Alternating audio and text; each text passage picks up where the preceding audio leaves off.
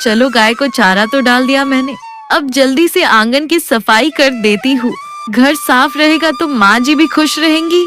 मैं उन्हें आज कोई शिकायत का मौका नहीं दूंगी। सुबह सुबह मालती आंगन में झाड़ू लगा रही थी। तभी गली की तरफ से गांव की एक औरत गुजरती हुई आई। उसने मालती को देखा और रुक गई। अरे मालती बहन, कैसी हो तुम? घर पर सब कैसे है? सब ठीक हो है ना? हाँ बहन, मैं ठीक हूँ और भगवान की कृपा से घर पर भी सब ठीक है। औरत के जाते ही मालती की जेठानी कविता बाहर आई। उसने मालती को देखा और तुरंत भड़क गई। अरे ओ मालती, सुबह सुबह यहाँ पंचायत लग रही है क्या? काम छोड़कर औरतों से बतियाने का पूरा समय है, लेकिन घर के काम के लिए नहीं। अभी तक झाड़ू ही लगा रही है। रोज यही तमाशा रहता है। घर में किसी को नाश्ता चाहिए या नहीं, इसकी तुझे कोई फिक्र नहीं है क्या? दीदी, बस आंगन की थोड़ी सी सफाई बाकी है। अनाज भी साफ कर दिया है। मैंने अभी बस अंदर जाकर नाश्ता बनाने ही वाली हूँ। तू रोज यही नाटक करती है। सुबह का सारा समय बर्बाद कर देती है। जब देखो तब कोई ना कोई काम अधूरा। ऐसा लगता है जैसे जानबूझकर हमें भूखा रखना चाहती है। नहीं दीदी, ऐसी कोई बात नहीं है। आप मुझे गलत समझ रही हैं। भला मैं क्यों आप लोगों को जानबूझकर भूखा रखूंगी? इसी बीच मालती और कविता की सास लीलावती बाहर आई। ये सुबह सुबह क्या शोर मचा रखा है तुम दोनों ने? पूरा मोहल्ला सुन रहा है। तुम दोनों को लड़ना ही है तो घर के अंदर लड़ो। यहाँ मोहल्ले में मेरी नाक मत कटवाओ। माँ जी, देखिए ना, सुबह सुबह काम छोड़कर गली की औरतों से बातें कर रही है। ये मालती अभी तक झाड़ू लगा रही है। नाश्ता बनने का कोई ठिकाना नहीं है। अरे अभी तक झाड़ू ही लगा रही है? दिन चढ़ आया है। काम चोर कहीं की, बहुत फुर्सत है तुझे। घर का काम पड़ा है और तू गपशप कर रही है। माँ जी, बस 2 बातें हुई थी। मैं काम ही कर रही थी। बस थोड़ा सा काम बचा है। अभी अंदर जाकर नाश्ता बना देती हूँ। हर बात का जवाब है तेरे पास। जा, अंदर जा और जो कहा है वो कर। यहाँ खड़ी होकर मेरा मुंह क्या देख रही है? वैसे माँ जी, आज मेरा तो पकोड़े खाने का बहुत मन कर रहा है। बहुत दिन हो गया। कुछ अच्छा सा खाए हुए मालती तो कुछ ढंग का बनाती भी नहीं है। अरे हाँ बहू, आज तो पकौड़े बनने ही चाहिए। रुक जा, पहले नाश्ता कर लेते हैं, फिर इस गरीब की बेटी से पकौड़े भी बनवाएंगे। मालती चुपचाप बिना कुछ कहे अंदर चली गई। उसने चूल्हा जला लिया और नाश्ता बनाना शुरू कर दिया। थोड़ी देर में नाश्ता तैयार हो गया। मालती ने अपनी सास लीलावती और जेठानी कविता को नाश्ता निकाल कर दिया और खुद बैठक में पोछा लगाने लगी। सारा काम करने के बाद मालती नहाकर अपने कमरे में बैठकर नाश्ता खाने लगी। उसने 1-2 निवाला खाया। तभी अचानक लीलावती और कविता उसके कमरे में आ गई। अरे बहू, तुम बाद में नाश्ता कर लेना, अभी जाओ। तुरंत प्याज के स्वादिष्ट पकौड़े बनाओ। आज गांव की औरतें आ रही हैं, सबके लिए बनाना है। ढेर सारे पकौड़े और साथ में हरी चटनी भी। माँ जी, अभी तो आप दोनों ने नाश्ता करा है। मैं अभी नाश्ता खाकर फिर पकौड़े बना दूंगी। मैंने कल से कुछ नहीं खाया है। मुझे बहुत भूख लगी है। अरे बाप रे, देखो अब तो ये हमारे खाने पर भी नजर लगा रही है। कितनी तेज जुबान है इसकी। आज तक मैंने माँ जी के सामने ऊंची आवाज में बात तक नहीं की और ये तो सीधा मुंह पर इनकार कर रही है। अरे तेरी इतनी मजाल तूने मुझे न कहा। तेरी माँ ने तुझे सिखाया नहीं कि अपनी सास के साथ कैसे बात किया जाता है। आज तो तूने बदतमीजी की सारी हदें पार कर दी। अपनी सास को और ज्यादा गुस्सा दिलाकर कविता चालाकी से हंसने लगी। माँ जी, मैं आपसे हाथ जोड़कर माफी मांगती हूँ। मुझे माफ कर दीजिए। मेरा वो मतलब नहीं था। मैंने पकौड़े बनाने के लिए मना नहीं किया। बस मैंने ये कहा कि मैं नाश्ता करने के बाद बनाऊंगी। पर मैं अभी तुरंत जाकर पकौड़े बनाती हूँ। नाश्ता बाद में कर लूंगी। ठीक है, अब जाओ पकौड़े जल्दी बनाओ। गांव की औरतें आने ही वाली हैं। मालती नाश्ता छोड़कर तुरंत पकौड़े बनाने रसोई में चली गई। मालती ने बड़े मेहनत से प्याज के ढेर सारे पकौड़े तैयार किए। साथ में उसने हरी चटनी भी पीस कर तैयार की।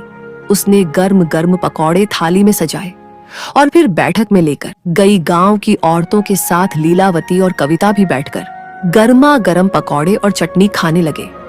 सारी औरतें बातें करने लगीं, हंसी मजाक करने लगीं। अरे वाह मालती बहन, तुम्हारे हाथों में तो जादू है। मैंने इतने स्वादिष्ट पकोड़े कभी नहीं खाए। तुम तो अन्नपूर्णा हो। तुम्हारा बहुत बहुत धन्यवाद बहन। आप लोग को पकोड़े अच्छे लगे तो बस मेरी मेहनत सफल हुई। मालती की तारीफ सुन कविता को बहुत जलन होने लगी। कुछ देर बाद रात हो गई। रात का खाना सबने खा लिया। फिर मालती कुएं के पास बैठकर बर्तन मांज रही थी। वहीं आंगन के एक कोने में लीलावती अपनी चारपाई पर बैठी थी और पास में ही कविता भी बैठी हुई थी। दोनों धीमी आवाज में बातें कर रही थी। माँ जी, मैं एक बात सोच रही थी। ये मालती रोज सुबह सुबह उठकर घर का सारा काम निपटा देती है, फिर दिन भर ऐसे ही खाली बैठी रहती है जैसे इस घर की महारानी हो। हाँ बहू, तुम बिल्कुल सही कह रही है। सारा काम जल्दी निपटाकर बाद में सारा दिन आराम करती है। तो क्यों ना माँ जी उसका ये खाली समय काम में लगाया जाए। हमारी गाय है ना, क्यों ना उसका दूध निकाल कर गाँव में मालती से बेचवा दें। अरे हाँ बहू, ये तो मैंने सोचा ही नहीं। हमारी गाय इतना अच्छा दूध देती है और हम यूं ही रहने देते हैं। माँ जी, मालती सुबह सुबह ही सारा घर का काम कर लेती है। उसके बाद उसी से गाय दुहवाएंगे और फिर उसी को दूध बेचने भी भेजेंगे। कम से कम कुछ पैसे तो घर में आएंगे। बिल्कुल सही कहा। कल सुबह से ही ये काम उसी को सौंप देंगे। गाय का दूध भी वही निकालेगी और गली गली जाकर बेचेगी भी। मैं उसे अभी बुलाकर कह देती हूँ, मालती तुमसे कुछ जरूरी बात करनी है। कल से तू गाय का दूध निकालेगी और गांव में बेचने जाएगी ताकि घर में कुछ पैसे आए। तुम दोनों के पति शहर से कब लौटेंगे? अभी कुछ पता नहीं, घर में पैसों की जरूरत है, इसलिए तुम्हें ये काम करना होगा। माँ जी, पर मैं तो गांव में ज्यादा लोगों को जानती भी नहीं हूँ। मेरे लिए सारे नए नए घर हैं। मैं कैसे सबके यहाँ जाऊंगी? अरे वाह, अब ये नया बहाना शुरू। दूध बेचने में कौन सी पढ़ाई लगती है? मोहल्ले की औरतों से बतियाना आता है तो अब उनके घर जाकर हमारी गाय का दूध भी बेच ही सकती है तू। हाँ, कोई बहाना नहीं चलेगा।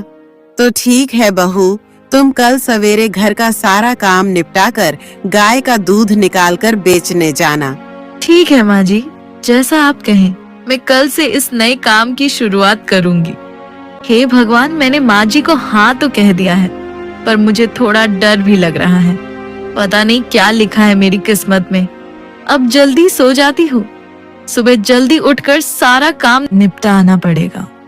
अगली सुबह 4 बजे भोर में अंधेरा अब भी पूरी तरह हटा भी नहीं था। मालती उठ गई। बिना किसी को जगाए उसने झाड़ू उठाई, आंगन साफ किया, फिर बैठक में झाड़ू लगाई। उसने पूरा घर साफ किया। तब तक सूरज निकल गया। तब उसने रसोई में जाकर सबके लिए खाना बनाया। फिर उसने एक साफ बर्तन उठाया और गाय के पास बैठ गई। उसने ध्यान से गाय का दूध निकाला। माँ जी, मैंने गाय का दूध निकाल दिया है और घर का सारा काम भी हो गया है। ठीक है बहू, अब ये दूध से भरी बाल्टी का सारा दूध डिब्बे में डालो और दूध बेचने निकल जाओ। आज पहला दिन है अच्छे से काम करना, फिर घर आकर रात का खाना भी बनाना है तुम्हें। मालती ने दूध से भरा डब्बा उठाया और धीरे धीरे गांव की तरफ निकल पड़ी।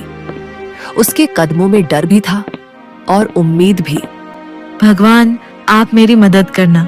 आज मैं किसी को शिकायत का मौका नहीं दूंगी। बस शांति से दूध बेचकर घर लौट आऊंगी। वह रास्ते पर आगे बढ़ ही रही थी कि अचानक उसकी नजर सड़क किनारे बैठी एक गरीब औरत पर पड़ी। उस औरत के साथ 2 छोटे छोटे बच्चे थे। बच्चों के चेहरे मुरझाए हुए थे, आंखों में भूख साफ दिख रही थी।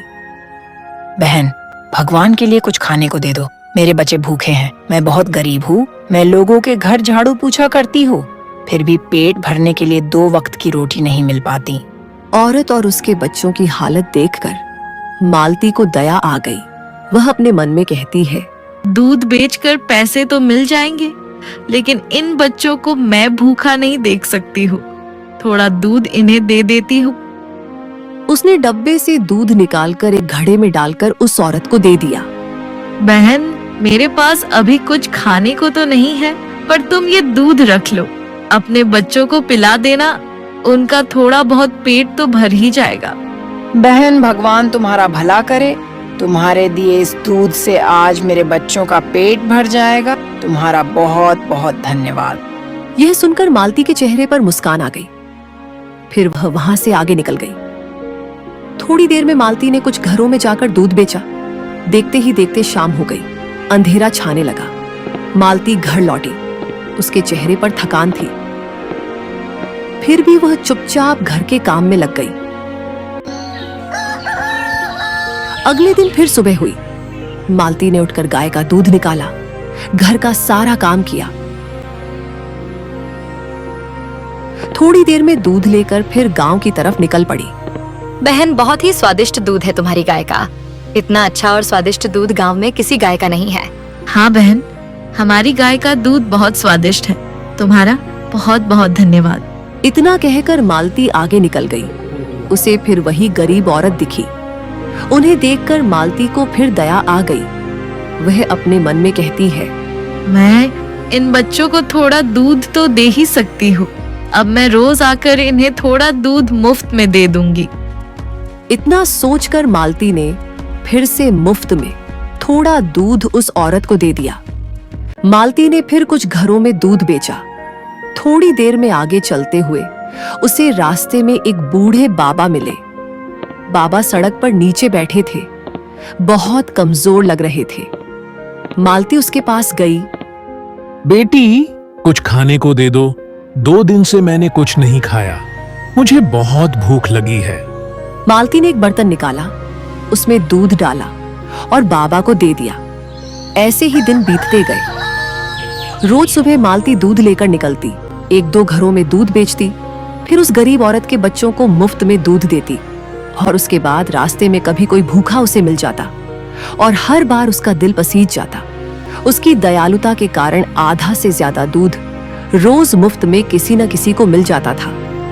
उधर घर में लीलावती और कविता खुश थीं कि मालती रोज दूध बेचने जाती है।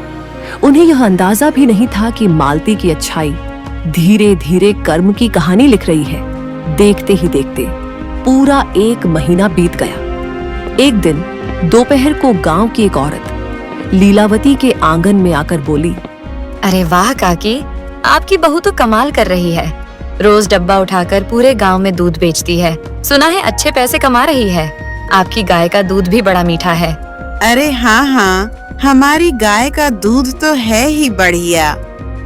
कुछ देर में शाम ढल गई। थोड़ी देर बाद लीलावती और कविता बाहर आंगन में चौकी पर बैठकर बातें करने लगी। माँ जी, आपसे एक जरूरी बात करनी थी। उस मालती को 1 महीना होने वाला है दूध बेचने जाते हुए। अब तक तो काफी पैसे इकट्ठा हो गए होंगे। आपको नहीं लगता कि अब आपको उससे पैसों के बारे में पूछना चाहिए? हाँ बहू, तुम बिल्कुल सही कह रही हो। मैंने अब तक उससे पैसों के बारे में पूछा ही नहीं। आज आते ही उससे पूरा हिसाब लेंगे। आखिर ये पैसा हमारा है। शाम ढलते ढलते मालती घर लौटी। चेहरा थका हुआ था, आंखों में डर साफ दिख रहा था। वह बैठक से होते हुए अपने कमरे में जा ही रही थी कि उसकी सास और जेठानी ने उसका रास्ता रोक लिया। अरे ओ महारानी, रुक रुक, यूं भागी भागी कहाँ जा रही है? क्यों रे मालती, 1 महीना हो गया दूध बेचते बेचते। अब तक तूने मुझे एक भी पैसे का हिसाब नहीं दिया। अब तो बहुत पैसे इकट्ठा हो गए होंगे। बता, अब पैसे कहाँ हैं? हाँ माँ जी, अब तो इसके पास अच्छी खासी रकम जमा हो गई होगी। वो माँ जी, अभी तो पैसे नहीं मिले हैं। कल 1 महीना पूरा हो जाएगा, तब सबके पैसे मिल जाएंगे। ध्यान रखना, कोई चालाकी मत करना, वरना तेरी खैर नहीं। मुझे पूरे दूध के पैसों का हिसाब चाहिए। 1 भी रुपया इधर उधर हुआ तो सोच लेना बहू। मालती डर गई और चुपचाप अंदर अपने कमरे में चली गई। देर रात को वह अपने कमरे में बैठी चिंता में डूबी हुई थी। हे भगवान, मैंने तो आधे से ज्यादा दूध मुफ्त में दे दिया। बहुत कम पैसे इकट्ठे हुए होंगे। अगर माँ जी को पता चला तो वो बहुत गुस्सा करेंगी। पर मैं करती भी तो क्या, रोज कोई जरूरतमंद मिल जाता था। या वो बेचारी गरीब औरत रास्ते में मिल जाती थी। उसके छोटे छोटे बच्चे हैं, मुझसे उनकी भूख देखी ही नहीं जाती थी। आंखों में आंसू लिए वह डरते डरते सो गई। अगली सुबह मालती ने मन कड़ा किया। आज मैं बस उन बच्चों को थोड़ा दूध दे दूंगी, बाकी और किसी को भी मुफ्त में दूध नहीं दूंगी। आज जितना दूध है सब बेचूंगी। आज माँ जी को पैसों का हिसाब देना है। मालती ने बाल्टी भर के गाय का दूध निकाला। पूरा दिन वह घर घर जाकर दूध बेचती रही। उसकी सास के डर से उसने आज दूध मुफ्त में नहीं दिया, पर आज भी उस औरत के बच्चों के लिए उसने थोड़ा दूध दे ही दिया। शाम होते होते डब्बा खाली हो गया। अब रात हो गई थी। थकी हुई मालती नदी के किनारे जाकर बैठ गई। उसने थैली खोली और पैसे गिनने लगी। हे भगवान, ये तो बहुत कम पैसे इकट्ठा हुए। इन्हें लेकर मैं घर कैसे जाऊं? माँ जी को क्या मुंह दिखाऊं? मुझे बहुत डर लग रहा है। मैंने अपनी बेवकूफी के कारण सब गड़बड़ कर दी। अब भगवान ही जाने मेरा क्या होगा।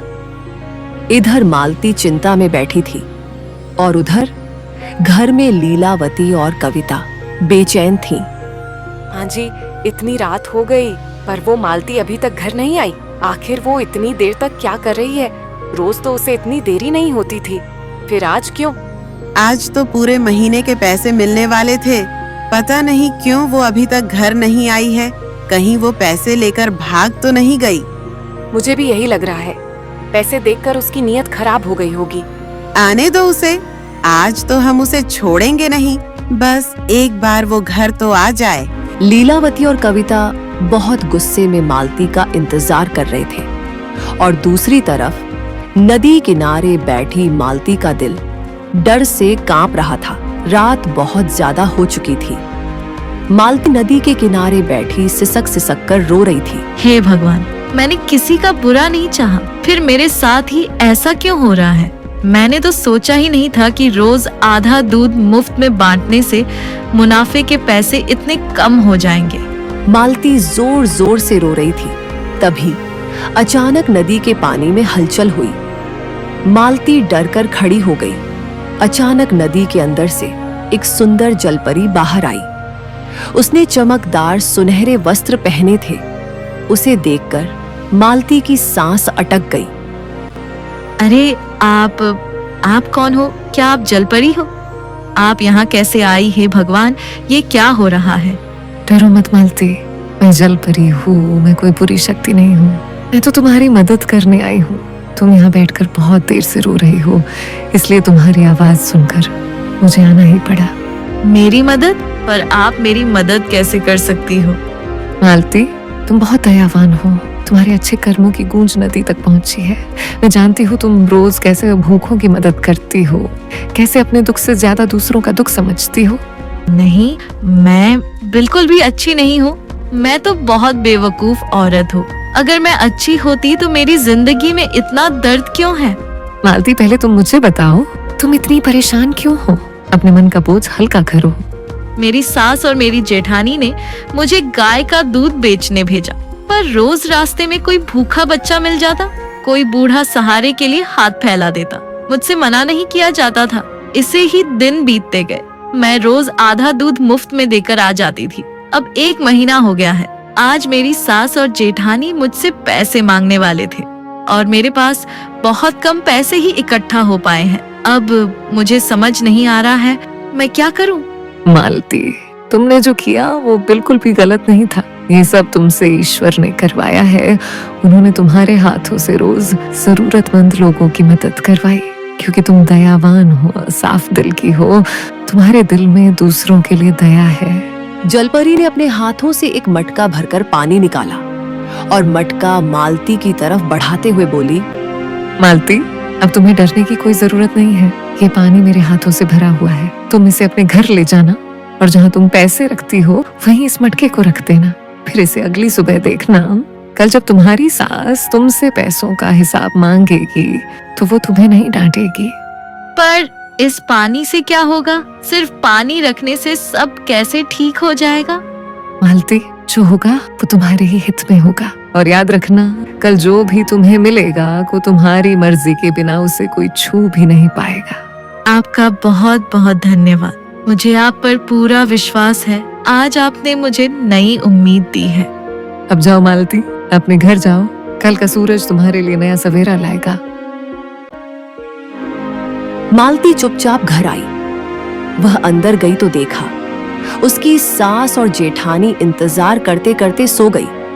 वह सीधे अपने कमरे में गई और जलपरी के दिए हुए पानी से भरा मटका पेटी के ऊपर रख दिया जहां वह पैसे रखती थी। उसके मन में डर भी था और एक अनजाना भरोसा भी।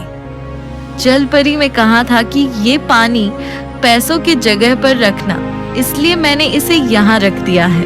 अब कल का इंतजार है, बस माँ जी मुझसे नाराज ना हो। थकी हुई मालती वहीं सो गई। अगली सुबह लीलावती और कविता उठी और तुरंत की गुस्से में मालती के कमरे में गई मालती को चैन से सोता देखकर दोनों का खून खौल गया। माँ जी, जरा देखिए तो अभी तक ऐसे सो रही है जैसे इसे घर की कोई चिंता ही नहीं। कल पैसे देने थे और इसे कोई फर्क ही नहीं पड़ता। अरे ओ महारानी उठ रे, आज मैं पैसों का हिसाब लेकर ही दम लूंगी। दोनों ने उसका चादर फेंक दिया और जोर जोर से चिल्लाने लगी।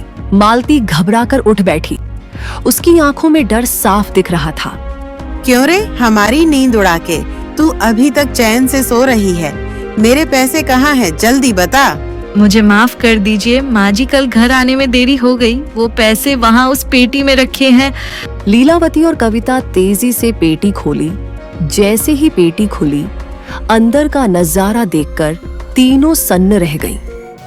पेटी के अंदर सोना, चांदी, हीरे, सिक्के और ढेर सारे पैसे थे।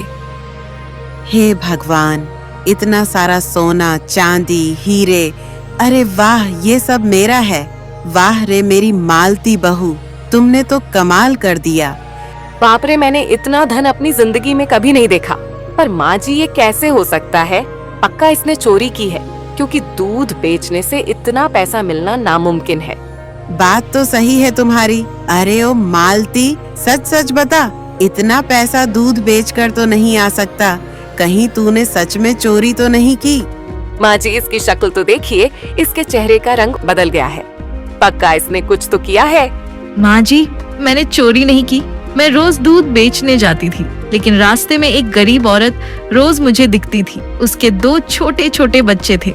मुझे उनकी हालत देखकर दया आ जाती थी और मैं रोज मुफ्त में उसे आधा दूध दे आती थी। इसीलिए कल मुझे दूध के हिसाब के पैसे बहुत कम मिले। कल रात मैं डर के मारे नदी के किनारे रो रही थी। तभी एक जलपरी आई। उसने मुझे एक मटके में पानी दिया और कहा कि जहाँ पैसे रखती हूँ वहाँ रख देना। ये सब चमत्कार उसी पानी से हुआ है।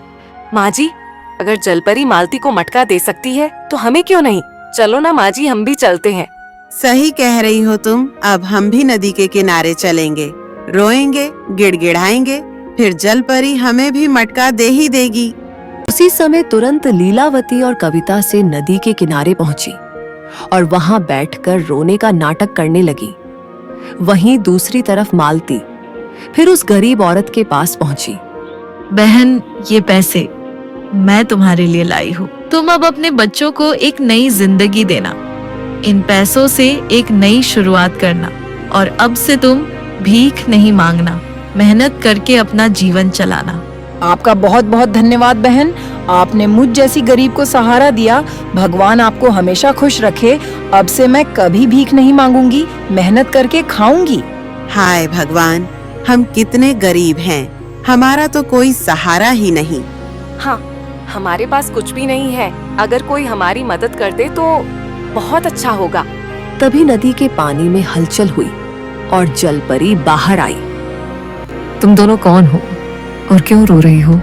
हम बहुत दुखी हैं। हमारे पास कुछ भी नहीं है। हमें भी आपकी मदद चाहिए। जलपरी जी, हम बहुत गरीब हैं। हमारा कोई नहीं है। कृपा करके आप हमारी थोड़ी मदद कर दीजिए। ठीक है, मैं तुम्हें एक मटका देती हूँ। इसे वहां रखना जहां तुम अपने गहने और पैसे रखती हो और अगली सुबह उसे देखना। लीलावती और कविता खुशी खुशी घर लौटी। दोनों ने अपने कमरे में जाकर मटके को गहनों और पैसों की जगह रख दिया और चैन की नींद सो गई। अगली सुबह दोनों जल्दी उठी और अपने संदूक को खोले माँ जी, ये क्या हो गया? माँ जी, मेरे सारे गहने सब पत्थर हो गए। उस जल परी ने हमें धोखा दिया, हम बर्बाद हो गए। ये भगवान, उसने हमारे साथ ऐसा क्यों किया? हे भगवान, ये कैसे हो सकता है? मेरे सारे गहने, मेरे सारे पैसे सब पत्थर बन गए। उस जल परी की इतनी मजाल, उसने हमारे साथ इतना गंदा खेल खेला है, उसे तो मैं अब छोड़ूंगी नहीं। दोनों गुस्से में नदी के किनारे पहुंची और जोर जोर से चिल्लाने लगी। अरे ओ जल परी, तेरी इतनी मजाल, तेरी हिम्मत कैसे हुई हमारे साथ इतना बड़ा धोखा करने की? तूने हमारे साथ धोखा किया है। तूने हमारे साथ ऐसा क्यों किया? हमारे गहने पत्थर क्यों बन गए? ये धोखा नहीं, ये तुम्हारे कर्मों का फल है। तुम दोनों लालच में झूठ बोलकर मेरे पास आई थी और अपनी गरीबी का रोना रो रही थी मालती के साथ। तुमने क्या क्या नहीं किया। उससे दिन रात काम करवाया, ताने मारे, भूखा रखा, लेकिन उसके अच्छे कर्मों से तुम्हारे घर में धन आया। तुम दोनों चाहती तो अब से भी मालती के साथ एक नई शुरुआत कर सकती थी, लेकिन तुम दोनों का लालच और भी बढ़ गया। लीलावती और कविता का सिर झुक गया। उन्हें अपनी गलती का एहसास हो गया। इस दुनिया में हर इंसान को उसके कर्मों का फल जरूर मिलता है। दयालुता का फल सुख होता है और लालच का फल विनाश। मालती को धन इसलिए मिला क्योंकि उसका दिल साफ था। लीलावती और कविता ने धन खो दिया क्योंकि उनके दिल में लालच था। इस कहानी से हमें यही सीख मिलती है कि झूठे आंसू कभी भगवान को नहीं बहकाते, लेकिन सच्ची दया हमेशा चमत्कार बन जाती है। जो दूसरों की मदद करता है, ईश्वर खुद उसकी रक्षा करता है।